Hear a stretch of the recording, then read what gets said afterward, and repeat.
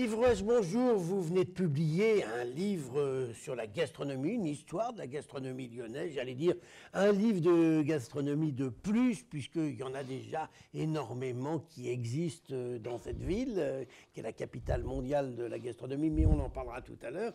En quoi votre livre est différent ? Ah bien, effectivement, il y a de nombreux ouvrages qui existent sur la gastronomie lyonnaise, mais je dirais plus particulièrement sur la cuisine. On a d'innombrables livres de recettes qui ont été publiés depuis les années 80. Mais en fait, des livres de référence, il n'y en a pas beaucoup. Il y a celui de Mathieu Varig en 1928 et de Félix Benoît en 1972. Donc il y en a un tous les 50 ans. Alors, nous avons voulu faire un ouvrage qui traite de gastronomie et non pas de cuisine, d'une part. Nous avons fait un ouvrage qui revisite l'histoire de la gastronomie au travers de celle de la ville, parce qu'on s'est aperçu qu'il était impossible d'écrire l'histoire de la gastronomie sans connaître celle de la ville. Et puis on a voulu rendre hommage à tous les ambassadeurs, les artisans du goût, qui ont fait cette gastronomie, qui ont porté cette gastronomie lyonnaise essentiellement au XXe siècle, mais aussi dans les siècles précédents. On a bien sûr rendu hommage aux tables mythiques, aux meilleurs ouvriers de France. Et puis, on a voulu faire surtout un beau livre, parce que c'est un beau livre qui se veut être un livre de référence facile à lire. Et qui restera pour 50 ans dans nos bibliothèques jusqu'à ce qu'un futur Yves Rouache écrive le prochain. Dites-moi, Kurnonski, c'était un de vos illustres prédécesseurs, c'est lui qui avait baptisé Lyon capitale mondiale de la gastronomie. Est-ce que vous pensez que cette appellation est toujours méritée ? Ah oui, plus que jamais. Je crois vraiment qu'aujourd'hui, Lyon, capitale mondiale de la gastronomie, mérite ce titre à plusieurs titres, si je fais un peu de redondance. Parce qu'en fait, Lyon, il y a ce savoir-manger, ce savoir-boire qui est au sein des familles, qui est né avec l'industrie de la soie, où on faisait du business autour d'un bon repas chez les bourgeois, qui étaient en général, gravitaient autour de l'industrie de la soie. Et cette faculté est restée ancrée dans les familles lyonnaises. Et j'ai un ami qui s'appelle Jean-François Mesplède, qui était directeur au Guide Michelin, qui dit toujours que lui, au fil de ses pérégrinations, Lyon est la seule ville où on se réunit pour faire des affaires. Alors que dans toutes les autres villes de France, on fait des affaires et on célèbre cette signature autour d'un bon repas. Et donc, bien sûr, Lyon, c'est la 4e ville la plus étoilée d'Europe aujourd'hui. C'est une ville qui a conservé sa tradition gastronomique et sa tradition des bouchons. On a des confréries qui supportent ces deux traditions. On a eu Paul Bocuse qui a porté au nu non seulement la gastronomie française, mais aussi la gastronomie lyonnaise, parce qu'il a fait beaucoup des spécialités qui sont aujourd'hui les spécialités de la ville. Dites-moi, Yves Rouache, à vous lire, on découvre que la gastronomie lyonnaise doit tout ou presque à l'Italie, et notamment à Catherine de Médicis. Vous n'exagérez pas un petit peu, là ? Ça dépend. On ne doit pas tout à Catherine de Médicis. Je dirais qu'elle était une pionnière en la matière, mais c'était une de mes grandes découvertes au fil de mes lectures, que j'appréhendais pas avant cette écriture. C'est que Lyon doit vraiment tout à la gastronomie italienne. Et moi, je dis même que sans l'Italie, Lyon n'aurait jamais été la capitale mondiale de la gastronomie. En vrac, enfin, je dirais dans le désordre, non dans l'ordre.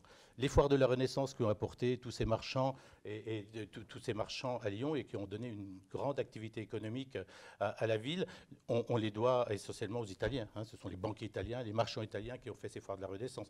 Catherine de Médicis, qui est arrivée en 1533 pour épouser Henri II, nous a apporté, entre autres, nous a laissé le cardon et l'artichaut, qui sont restés des spécialités lyonnaises. L'artichaut foie gras, fond d'artichaut foie gras, le gratin de cardon, les abats, les béatilles. Mais les Italiens nous ont apporté... Mais les produits ne voyageaient pas bien à l'époque de la Renaissance. Oui, tout à fait, mais faut se souvenir que l'Italie, à un moment de la Renaissance, était la plus grande puissance mondiale, j'allais dire européenne, mais mondiale de fait.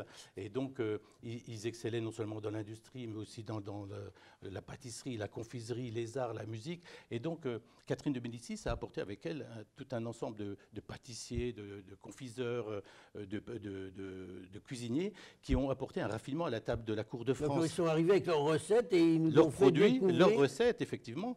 Et si ce raffinement est arrivé à la cour de France, elle est arrivée à Lyon parce que François Ier est venu à de nombreuses reprises à Lyon, d'une part, et Catherine de Médicis, avec Henri II, ont visité la ville en 1548. Alors, je n'ai pas vraiment de doute qu'elle ait laissé beaucoup de choses à la gastronomie lyonnaise. Donc vous êtes quasiment historien pour avoir rédigé cet ouvrage. Dites-moi, alors on parle, tout le monde connaît Paul Bocuse, son rôle. Les mères lyonnaises ont aussi un rôle fondamental. Alors on connaît un petit peu à Lyon, mais vous nous expliquez que c'est à elle qu'on doit beaucoup de choses. La mère Filiou, la mère Guy, la mère Brasier, il y a eu plein de mères. Il y a même eu une tante. Il y a la tante Paulette qui a succédé à la mère Pompon.